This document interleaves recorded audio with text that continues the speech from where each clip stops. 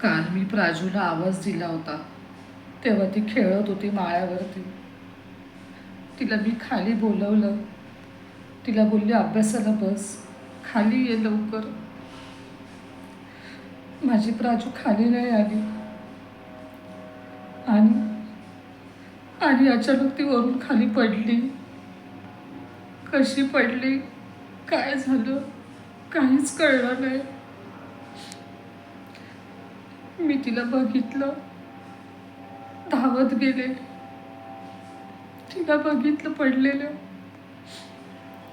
तिला अर्धांगवायू झालाय. तिला डॉक्टरकडे नेलं. डॉक्टरांनी तपासून सांगितलं एवढ्या लहान वयामध्ये अर्धांगवायू नाही होत. पण माझ्या प्राजूला झालं. कसं झालं काहीच कळलं नाही.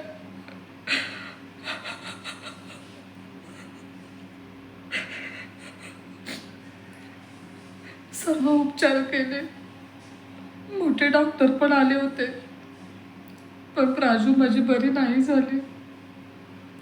डॉक्टरने शेवटी सांगितलं तुम्ही तिला घरी घेऊन जा. मी तिला घरी आणलं. आता डॉक्टरांनी तर हात वर केले, पण मी आई आहे, मी नाही हात वर करू शकत. मी माझ्या मुलीसाठी जे हवं ते सर्व काही करेन. डॉक्टरांनी तर नाही सांगितलं ती नाही बरी होणार, पण मी तिच्यासाठी सर्व देवस्थान मी हिंडेन.